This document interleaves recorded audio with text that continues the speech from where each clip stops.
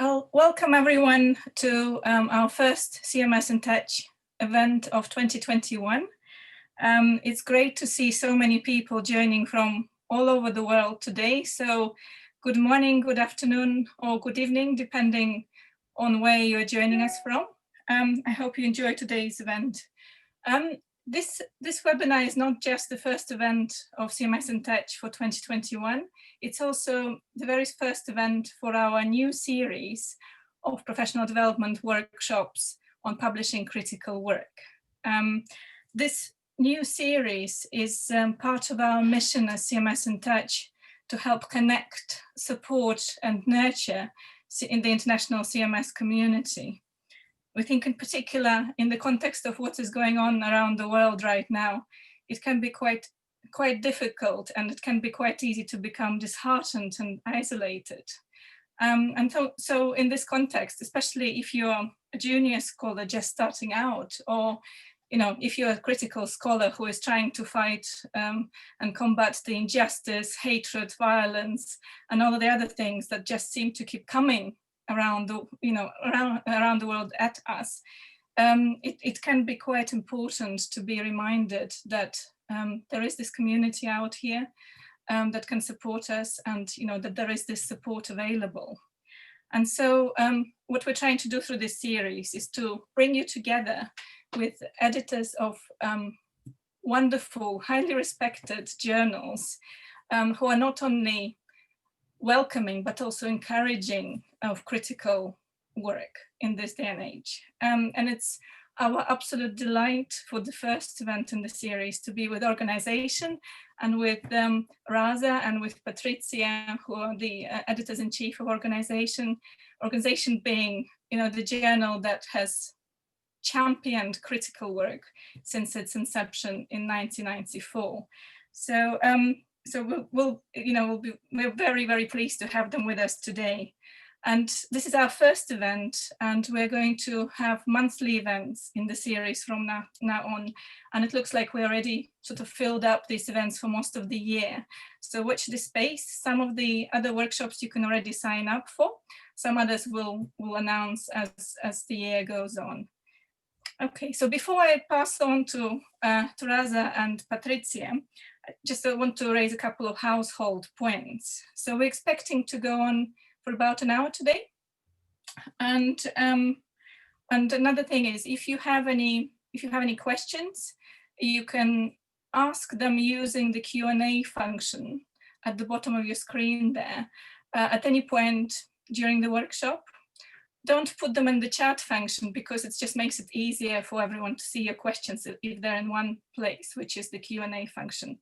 And the Q&A function is the one that have two little speech bubbles, two little sort of like question marks at the bottom of your screen. So if you could use those for questions, that would be great. And then we'll make sure that they're picked up when we come to the discussion part at the end of Patrizia and Raza's talks. Okay, so now without further delay, I will pass you over to Raza and Patrizia. I think, Raza, you're going first. So over to you now. If you can turn on your screen so that everybody can see you, that would be great. Over to you. Thank you. Thank you very much, Alex. And thank you very much for all the organizers of the CMS InTouch webinar series. It is a singular honor to be here. And it's also a singular honor to be here as one of the editors of organization. To be frank with you, I often have to pinch myself to believe that such a appellation can be associated with me. I just thought that I would tell you a little bit about myself and about my story. And whenever you wish, Patrizia, you can kind of turn on the PowerPoint. The reason for telling a personal story is very interesting, because my history as an academic pretty much parallels that of organization. I started my PhD program in the University of Massachusetts in 1993.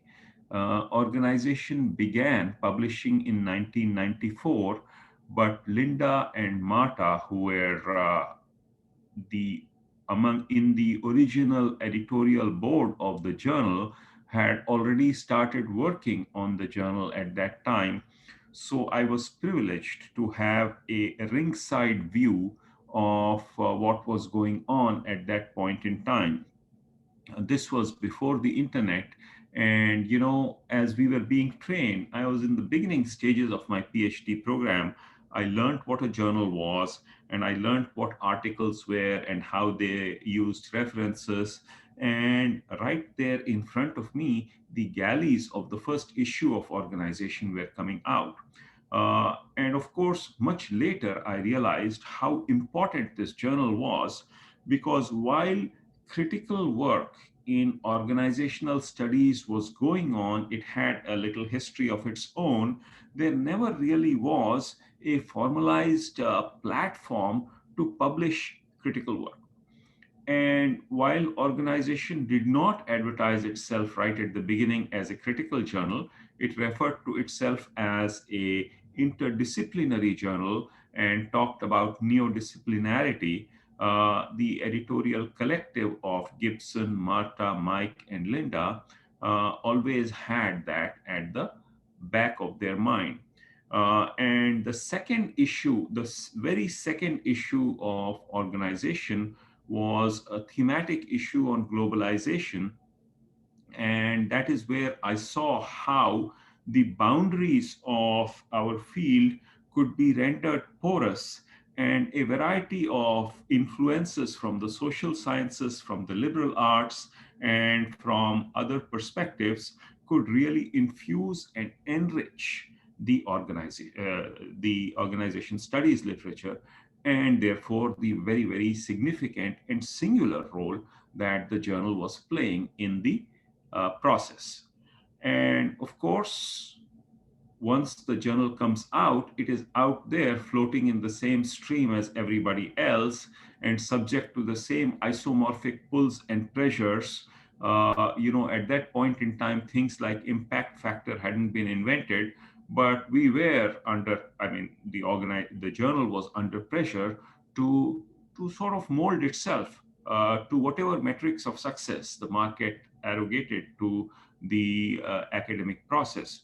But I am very impressed that they never really paid much attention to that. And if this journal is viewed as a very successful and highly cited journal, it is just, I should say, a accident, or I should say, it is a pleasant side effect of the greater mission of the organization, which was to produce certain kind of heterodox work.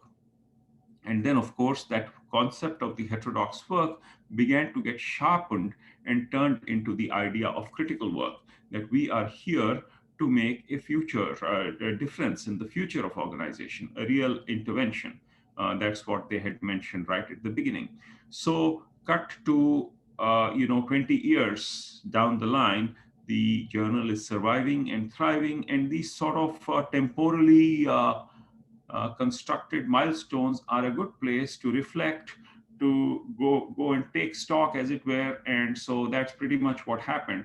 At the 20th year of organization, a special issue came out.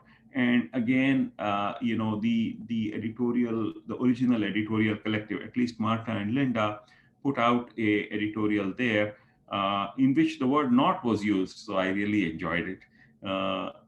It is not for all academics who are concerned with organization, no, but it's for those who are both interested in critical work and who want to, who believe in the emancipatory potential of that work for themselves and for others.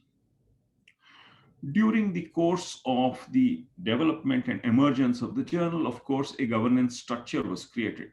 And I think Patrizia is going to talk about the more important stuff about how the journal actually runs itself.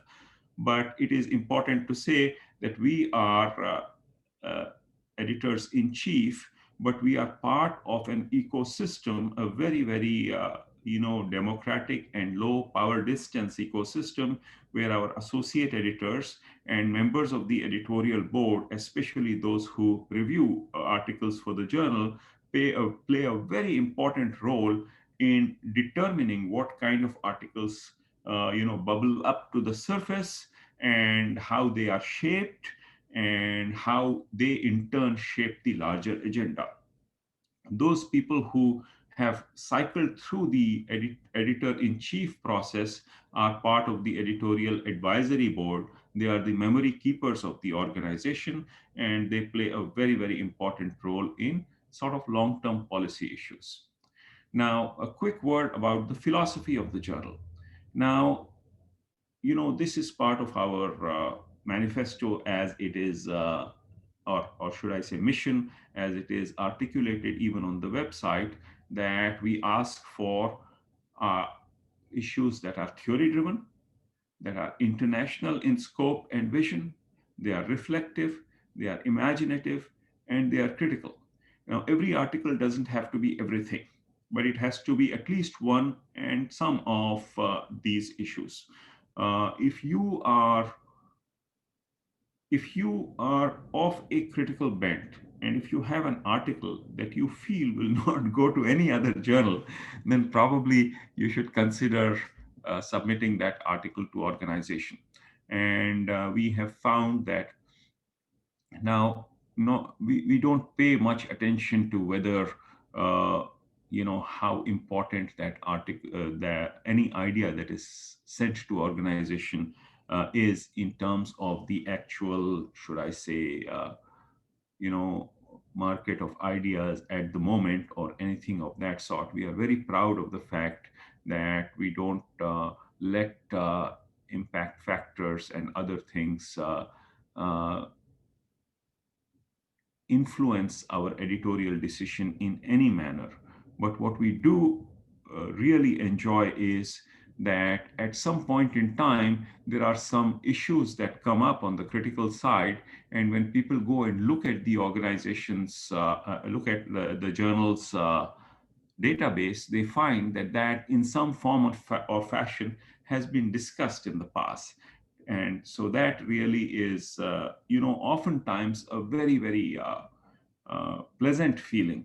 And I'll give you one experience of mine, and then I'll end that for that very 20th, for that issue on the 20th anniversary of organization, I, along with Ali Mir, decided to write an article about how organization had dealt with uh, other parts of the world than the United States and Europe. It's just an idea. The idea predated my research. And then I went and looked at the organization, at the journal's sort of database over the past 20 years.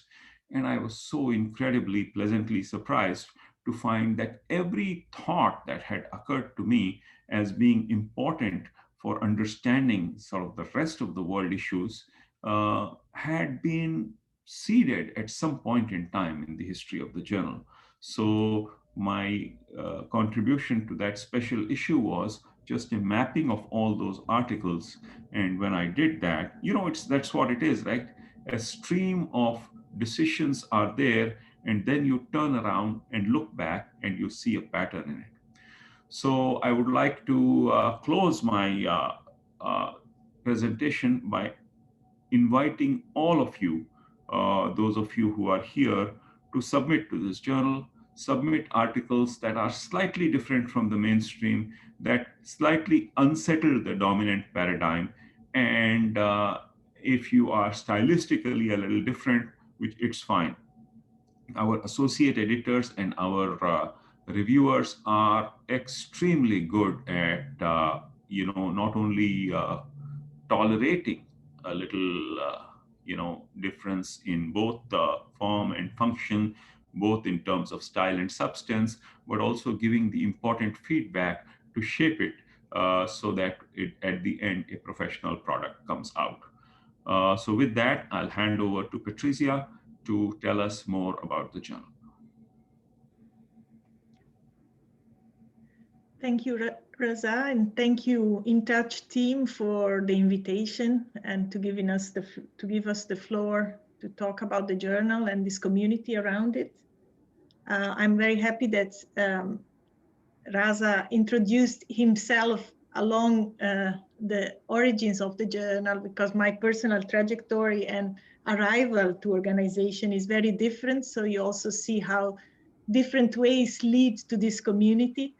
I became co-editor-in-chief at the beginning of last year. So I'm now have been 1 year in office, and it has been a great pleasure. As some of you know, I'm based in Belgium and in the Netherlands. And yes, to me, from the very beginning of my PhD, now quite a long time ago, just after the turn of the century, organization was immediately a reference journal. I was still discovering organization studies coming from anthropology and economics, and I was so disappointed by what I read in mainstream journals, and relieved that journals existed that pushed forward more interesting and exciting interpretations of the world, and more relevant as well. So I've been reading the journal, and then a few years after defending my PhD, I was asked to become an associate editor, and from there, one thing led to the other, I guess. So let me continue and give you a little bit more specific information about how we work. So before we leave you some time to ask questions, which we will gladly answer. Why isn't my presentation working? Oh, so we work with 6 issues a year, every second month. So the January issue is going to come out any day now. And in general, we tend to alternate between regular issues and special issues. This is not always the case. It depends on how the planning goes. If the planning goes perfectly, then we alternate, and otherwise there might be some different plans. The plans might be adapted. But in general, we publish up to 3 special issues a year. We have a number of formats different from other journals. We have the regular articles, like other journals, that in a almost standard format, up to about 10,000 words, including reference. And then some years ago, to diversify the genres present in the journals and to facilitate conversations among scholars that were explicitly trying to relate to reality out there, to activism, and to other disciplines, and to taking a stance on the topics on which we published, some new formats were introduced. So if you go to our website, you find short descriptions of the speaking out, the acting up, and the connections pieces, next to the usual book reviews. These are much shorter kind of contributions, and have a bit of different targets, indeed allowing to take a stance or to talk about activism, for example, in the field, always talking to the community of organizations. So always informed by the theoretical conversations and the political conversations occurring in the journal. We also have a Editor's Picks series that is editors that go back into the history of organization and look for really articles that were milestones that made an important contribution about a specific topic, and they reconstruct the genealogy of the conversation within the journal. What is interesting about this is that these editor's picks are made available through the website, and they are open access to all visitors. In general, we receive about 400 submissions a year, and we have a 15% acceptance rate, and more than half are desk rejected. At this moment in time, to give you an idea about the topics we cover, there are 3 special issues calls that are open. One on online identities, one on reorganizing well-being, and a third one on the future of work. You see different deadlines here. So we receive proposals for special issues. We launch the call, and normally the call stays open 1 year. And then there is a process of about 2 years' time between the deadline and the appearance of the special issue in print. There are a few special issues that are about to be launched.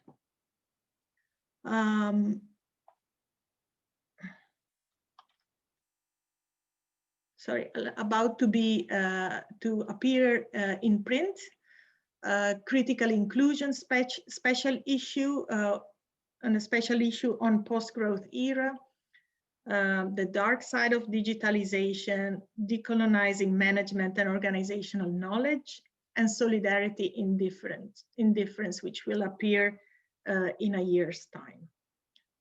So these, of course, are not, these topics don't cover all of the work we publish, but they give you an idea of what we might publish.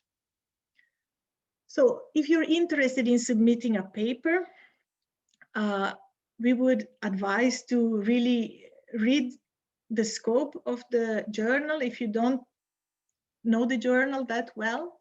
On our website, go and dig a little bit into the journal and find relevant papers for your own work in order to get a sense of the conversation that has been going on that topic in the journal. There is this idea that when you submit to a journal, it's important to refer to papers that were published there because of the citations and the impact factor. It's not really like that. In our case, we don't expect authors to refer to articles because of our citations or impact factor, but it's important that you give a sense that you are aware of the conversation, the relevant conversation that has happened in the journal. Submitting a paper without engaging with papers that are relevant to it, of course, doesn't signal a good fit, doesn't signal a sort of interest and engagement with what has been going on.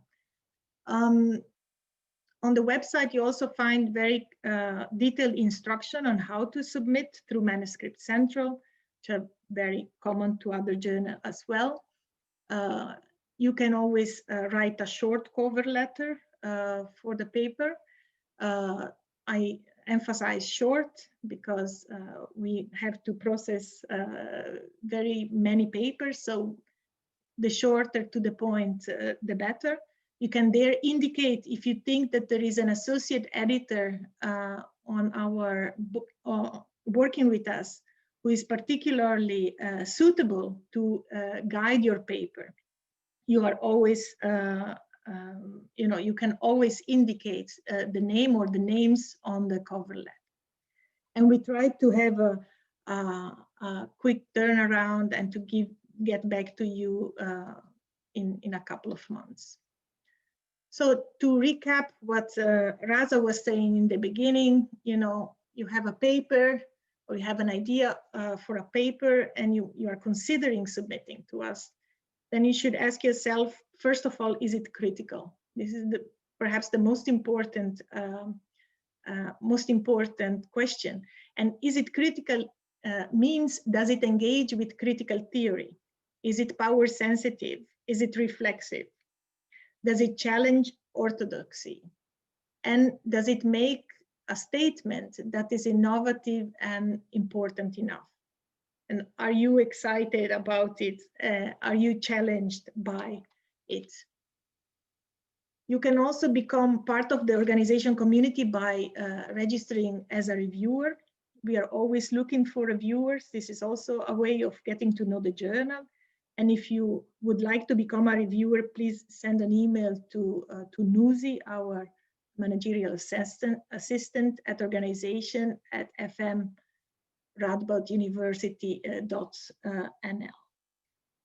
And when you are then asked to review, we ask you to be supportive, constructive, and developmental, because science is a collective endeavor, and you are part at that moment in that role of building the platform for scientific conversation.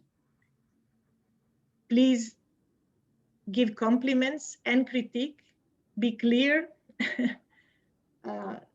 try to reason with and for the author instead of criticizing authors, gauge the level of detail and summarize key messages rather than going too much into details, especially in the beginning of the process. Review others as you would like to be reviewed yourself. I think I'm going to leave it to here because we are almost 4:30, and we would like to give you some room for questions.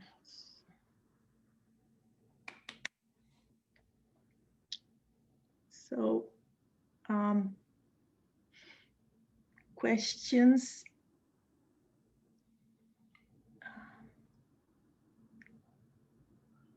How many articles? Go ahead. No, I was wondering whether I should wait for somebody to read out the questions to us, or all right. Let me. I think Alex, do you want to read out the questions? Yeah, sure. Okay. Perfect. So I think the first question is from Mohammed, who was wondering if we could ask about the review process speed. How long does it usually take to get through the review process? Why don't you take that, Patrizia? Wait, I'm lost because I wanted to type in the email address to register as a reviewer.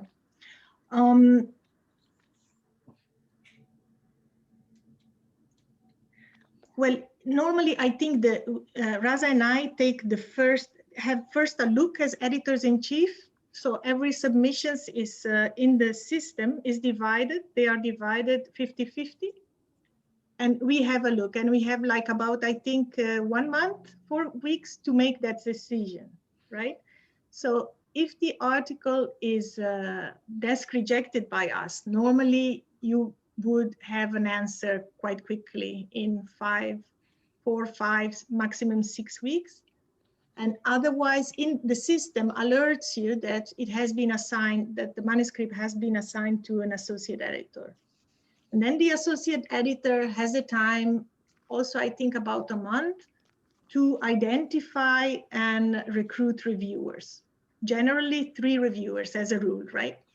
Am I forgetting something, Raza? If I am, you just add. So we indicatively, within 3 months, if the paper is through the desk reject phases, within 3 months, the authors should get some feedback from the associate editor and their views. Yeah, I think it would be safe to say that within 12 months of submission, you will know pretty much whether your article is on its way to publication. And of course, once the article is accepted, there's another process where it goes through production and copy editing, and then it gets into online first, and then it gets published. So it might be a while before it's actually allocated to a journal issue, but within 1 year, within 12 months, you will know whether your article is pretty much in. Yeah. There is a question about the special issues. So we have an ongoing call for proposals. right now we have accepted quite a few, so that there is a bit of a stop until mid-2021. But you can always inquire about the possibility of a special issue if you have an idea. So we don't work with a deadline every year or something, or a very streamlined process. We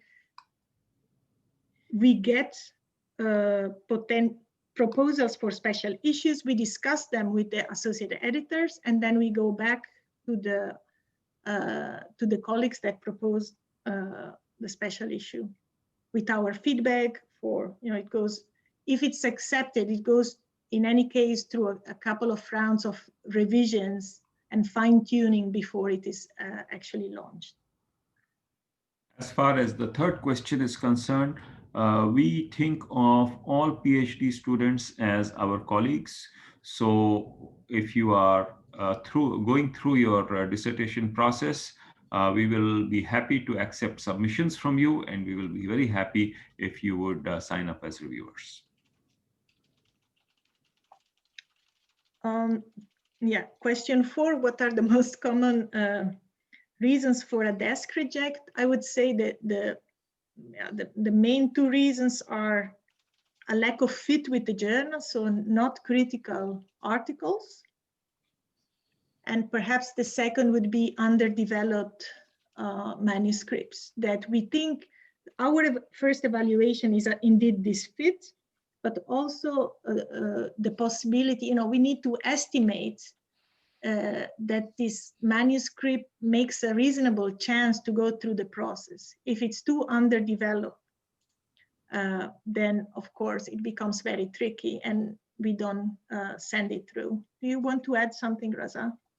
No, that's great. I'll just go to the next question, which is how many articles do you reject after the review process? So we do our best to be good with desk rejections. And I think that it is safe to assume that if you are past the first,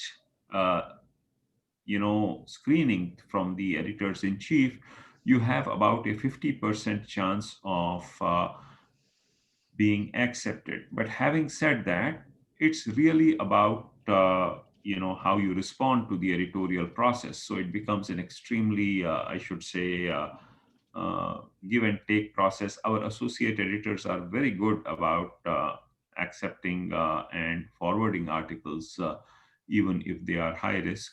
But yeah, 50% is a good metric to have. So the magical question, what is a critical contribution? I don't know, some of the papers that we reject are, for example, papers that are about, improving companies' performance, which is perfectly fine in many journals, but it just doesn't fit organization. Or that use theories that are not critical. For example, I work on diversity and from critical perspectives. So when somebody, imagine somebody submits a very nice article on diversity, but using psychological theories, it's very hard to say this because there are also ways to turn mainstream theory into critical, but in general, about, I don't know, stereotypes, which is a typical kind of theory used in diversity, but not from the critical tradition. I would, really examine that paper and probably tell the author that organization is not the right place to submit the paper, because there is not a track record, not a conversation on stereotypes in organization where there is a long tradition of research on that concept in other journals. I don't know, Raza, can you fill in here? No, I think you did an excellent job. I mean,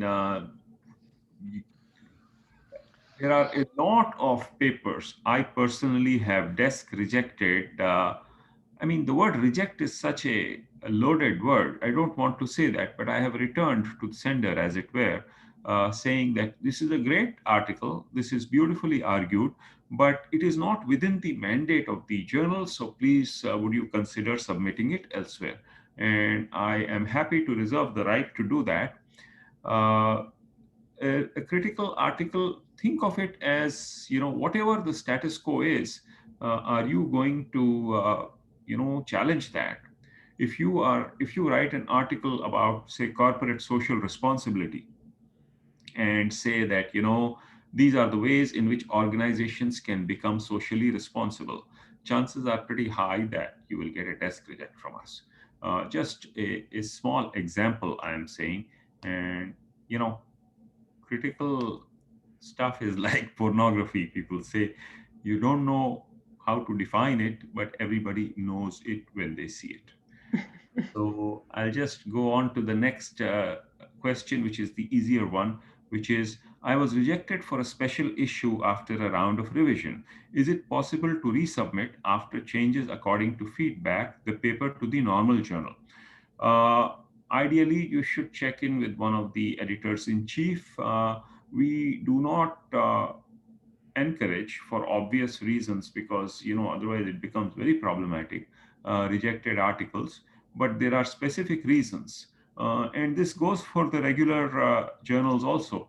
I, for example, once had an article that was rejected after review, but based on the feedback, the person said that they could probably turn it into a speaking out article. And I said, that's fine. So on a case-by-case basis, this is taken. So please feel free to contact either me or Patrizia with that question. So the next question is, could you please elaborate more on what you mean by being reflexive? Examples would be helpful. Thank you. It means to take to clearly take a certain perspective on the process of production of knowledge, right, as an author, to reflect on your own positionality in the process of producing the knowledge in the paper, and to reflect also within the paper on this. So we don't produce knowledge from anywhere. We produce specific kinds of knowledge from specific places, and this is very important to be aware of it and to reflect this in your writing. There is not a very scripted way to do this. There are many ways of being reflexive, but I think this is a very common one and important one. Raza, what do you think? Yeah, I would, say that if it's not, every paper doesn't demand reflexiveness, but if there is scope to incorporate yourself into the research process, I think that one must take the opportunity to avail of that. So, for example, when I did an ethnography for my PhD dissertation, I personally felt very, very much a part of the research process, and what I was thinking and what I was going through became a very integral part of my research. And I wrote that up in a few papers that I submitted. And that to me is the epitome of reflexivity. So I'll just go to the next question, which is, could you please elaborate more? About, could I ask about the process of publishing an article based on a completed PhD thesis? What to avoid, main lessons to work with? Now, first of all, we would be very honored to accept anybody's, dissertation research, because it tends to be very, should I say, carefully conducted research. But in general, what we find is that students who, or recent students who have their PhD dissertations and are working with them, tend to overload it with, a lot of literature review and a lot of report of effort about the methodology and so on and so forth. The most important thing is to get back and highlight in your submission the theoretical contribution and how it takes the current discussion forward. So PhD dissertations are beautiful places from which to craft papers, but there is a lot more there than is needed in the paper. So sharpening and focusing it is your most important challenge.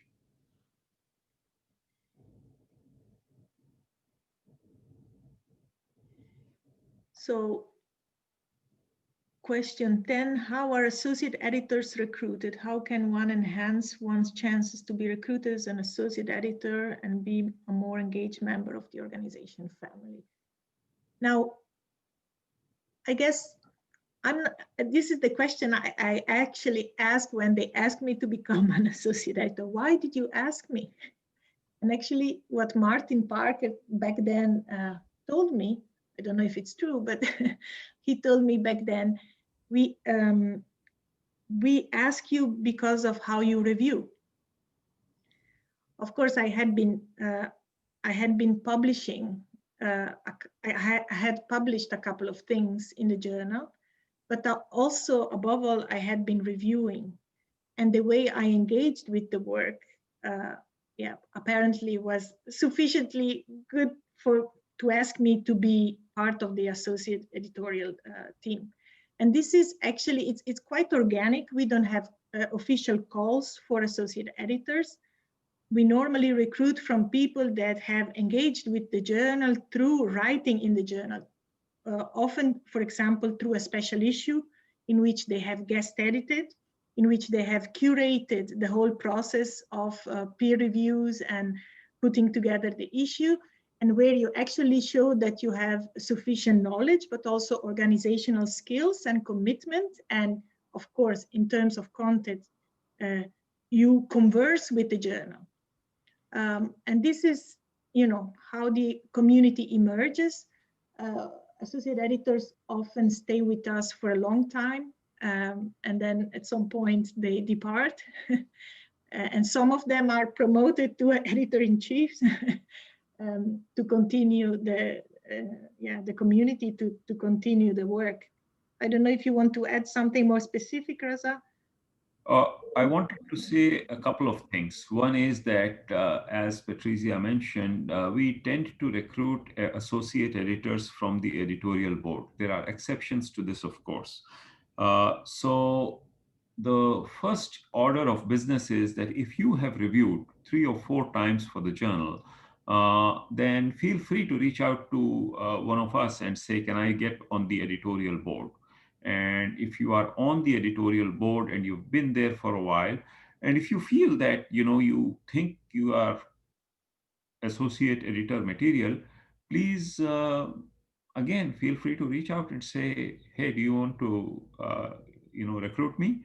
And we are always looking out, and it would be a pleasure. So now going forward, is there a specific trajectory that the journal is taking? Now, we have been very, very fortunate in that a lot of sort of groundwork was already done when we took over as editors-in-chief, and our task is really to build on that. For example, Yvonne and Craig, the editors-in-chief before us, started the acting up section, and we are committed to sort of deepening that. And we have put out a large number of special issues that really chart the progress of the journal going forward. In the last meeting of organization's editorial board, which is typically held in the middle of the year, we were tasked and mandated by the editorial board to pay special attention to issues of race. And we are going ahead with doing that. We are going to have some special issues on that and so on and so forth. So a greater focus on race, and also there is one more, but it escapes me when it comes to me. I will mention that in the time of COVID, we have been very responsive to the way the journal takes things forward. And while we did not ever ask for a special issue on the COVID crisis, a large number of submissions have come, which we are putting together, and a special issue on that will emerge. So those are some of the trajectories the journal is taking. Now, perhaps I would like to add here, on the one hand, I think organization was certainly the pioneer of critical scholarship in organization studies. And you see that today many other journals are also welcoming more critical stuff, right? This is not the same situation as in the 90s when the journal was created. In a way, the cycle of crisis that hit us every so many years. Now, the last one is a pandemic, and before and still ongoing is of course the environmental crisis. And in 2008, it was of course the economic crisis. And in the meantime, there is a widespread political crisis, populist crisis. Means also that these topics are becoming more central in the broader field of organization studies. I think for us, it's important our ambition is to keep pointing the way ahead. I mean, ideally, we would like to remain pioneers and kind of kept from what is going on in academia, but also beyond academia, capture those dynamics beforehand, before others, and kind of indicate the way to go to other journals. This is, perhaps a too high ambition, but we would like to remain pioneers in promoting new ways of doing critical work, both theoretically, but also with links to practice. And practice is becoming more and more central in how we are doing academia. And this is also an important point. Very nice, very nice. And I just remembered what I was going to talk about, which is that recently the FT50 said that they would accept sort of lobbying from journals about entry into the FT50, and that led to a rather unseemly feeding frenzy. So we just want to re-articulate. This is not what we are, a trajectory we are taking, but a trajectory we are not taking. We will never do anything of that sort. So go ahead, Patrizia. You can. So we have question 12 is about inquiries before submitting to a special issue. And of course, it is very appropriate. It's even, I would advise to do that. Special issues are often, you see the call and you have a sense of whether your paper fits, but you certainly are always welcome to contact the guest editors and ask if they think it's a good fit. Because that first evaluation is not done by us, it's done by them. So we don't pre-select papers that go into special issues. That's perhaps important to say. The guest editors do. So the 13th question is, it is appropriately the 13th question. How can I make sure that my paper not only contributes to the conversation within organization, but also to research in the general field? I personally feel that anything that organizes the general field. Now, whether somebody feels that it does not is really their problem. As far as the submissions to our journal are concerned, I think it's really very important that you stay within the mission parameters of our journal and do not worry about whether it is making a huge important contribution in the sort of mainstream conversation. That will take care of itself. Believe me, it takes care of itself. And if you write what is important to you, and if you write what you think makes a difference, as long as somewhere the organization as a unit of analysis is impacted by your discussion, then maybe later on your contribution will become the most important contribution in the general field. Don't pay any attention to integrating. Stay in the critical side, and the other side will take care of itself. So perhaps to add on that, the conversation is of course never completely and only within the journal. The conversation generally, might be more in the journal, but is general a bit broader or connected to pieces that we don't only refer to our own articles, right? So the boundaries are not in stone. But what Raza is saying is that the contribution that you want to make needs to be made to this community. So the stage can be and generally is broader than the journal. But what you want to say on that specific conversation should fit the journal.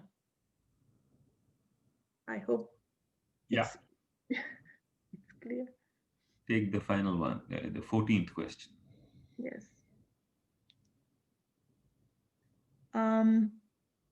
Are there any plans to organize a paper writing workshop or so? Not immediately, but it could certainly be done.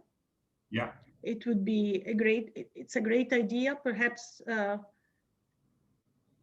Perhaps an item for us.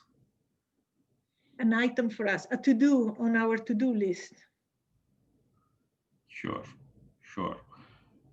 Anyway, there's a last question, which I think both of us should respond to. What are your expectations in terms of theoretical contribution? So I'm thinking here of recent critical discussions that organizations and management scholars tend to over-theorize or complexify arguments rather than make meaningful points about the real world. Now that is awesome. That is awesome. Theorists can tend to be navel gazers. And believe me, it is extremely irritating to read sort of, overwrought prose about, adjectives and terminology that are only of relevance to a small in-group of academics of particular persuasions. So we understand that. And believe me, such papers don't go forward too much. Our associate editors are wonderful bullshit detectors, and they really, sort of cut to the chase in this matter. But in terms of theoretical contribution, there has to be a theoretical contribution.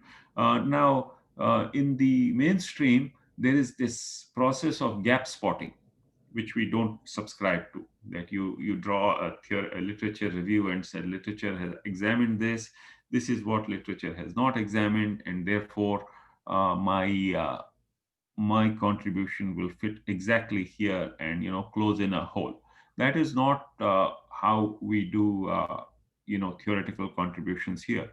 Basically, you read the theory for what it is worth as a critical scholar, and then you say that there is something here that that raises a question, that raises a theoretical question, and that is what I choose to engage with. It's a lot more organic as a process. Now, when we say a theoretical contribution, what we really mean is what is not a theoretical contribution. So if it's just a report of effort, I went into the field, I did this, I came back, and this is what I found, that's not good enough for us. What we are saying is, what is what you found? How does it link back to the questions that you had raised? And so if you discuss that a little bit, that's what makes for a theoretical contribution. And yeah, the adjectives and the overwrought prose is not what we want, and that's not what will fly. So Patrizia, you have the last word. Yeah, I think what Raza is describing so well is problematizing. So you've got a conversation and you might feel like something is missing in the conversation, and you need to kind of rhetorically in your writing problematize, how we are talking about something, how we are looking at something, because it doesn't satisfy you as a scholar, because you think it's not adequate, it's not, it doesn't recognize vulnerabilities, it doesn't recognize power.